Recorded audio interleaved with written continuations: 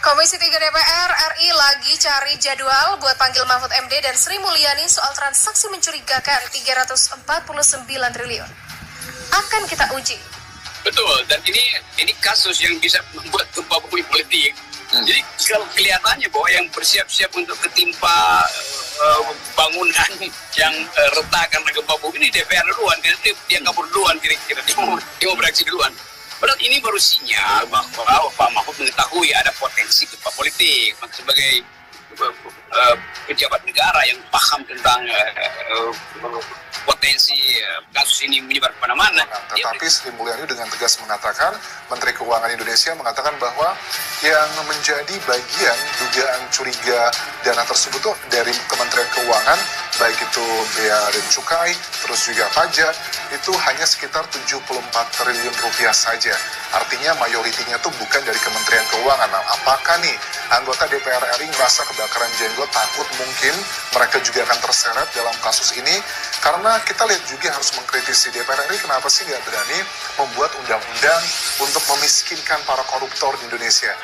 Karena Pak Mahfud ini datang ke DPR menghadapi satu komisi dan semua jawabannya itu susah untuk dipatahkan, susah untuk dibantah. Semua pertanyaan anggota DPR dijawab sama Pak Mahfud dan semua ancamannya diancam balik sama Pak Mahfud. Jadi memang seseru itu gitu. Dan ketika Pak Mahfud diminta untuk menarik ucapannya terkait Markus, karena Pak Mahfud sempat menyebutkan bahwa DPR itu dulu sempat ada kasus Markus, makelar kasus gitu, anggota DPR menjadi makelar kasus. Nah, ada anggota DPR yang nggak terima, Atria Dahlan ini nggak terima, tolong dicabut itu Prof, itu menghina kami anggota DPR hari ini. Tapi Pak Mahfud nggak mau, enggak, itu udah benar. Komisi 3 DPR RI lagi cari jadwal buat panggil Mahfud MD dan Sri Mulyani. Anggota Komisi 3 DPR Santoso menyebutkan pihaknya belum bisa menentukan mana keterangan yang benar antara Menko Polhukam dan Menteri Keuangan Sri Mulyani. Dia menegaskan data-data yang disampaikan di DPR bakal diuji lagi.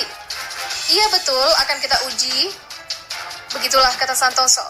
Dia menyebut jajarannya bakal memanggil ulang Mahfud MD namun bersamaan dengan Sri Mulyani.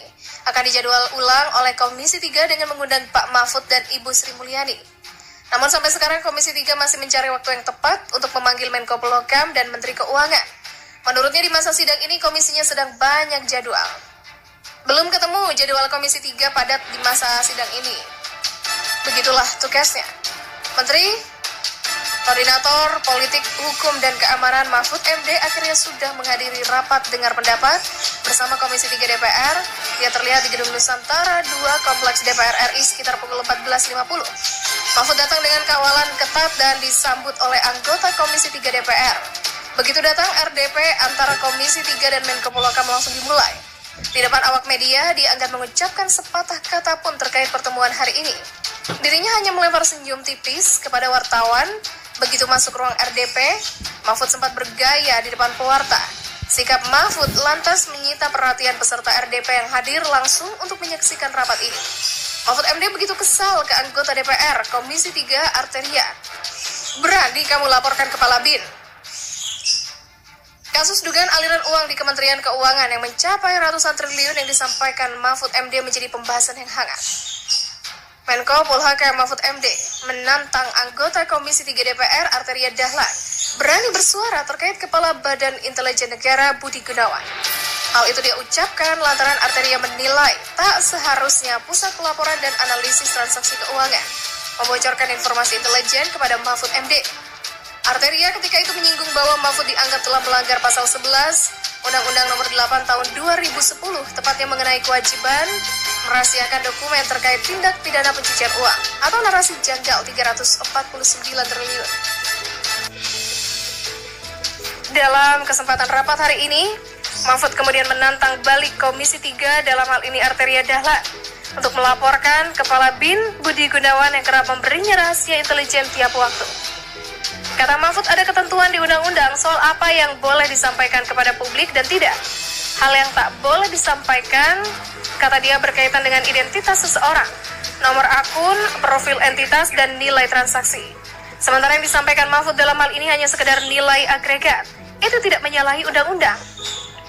Saudara Arteria, beranikah Anda bilang begitu ke Kepala BIN Budi Gunawan? Bilang, Pak Budi, Anda bisa saya laporkan, kena hukuman 10 tahun penjara. Begitulah tanya Mahfud MD penuh kesal. Dia mengaku heran alasan Komisi 3 DPR melarang mengumumkan transaksi janggal 349 triliun. Sebelumnya, Arteria Dahlan menyebut pengumuman atau bocornya transaksi mencurigakan 349 triliun tidak boleh disampaikan ke publik. Menurutnya pegawai PPATK, penyidik, bahkan termasuk menteri wajib merahasiakan dokumen tersebut. Saya bacakan pasal 11, Pak. Pejabat atau pegawai PPATK, penyidik atau penuntut umum, hakim, dan setiap orang itu termasuk juga menteri, termasuk juga Menko, Pak, yang memperoleh dokumen atau keterangan dalam rangka pelaksanaan tugasnya. Menurut undang-undang ini wajib merahasiakan dokumen atau keterangan tersebut. Begitulah kata Arteria.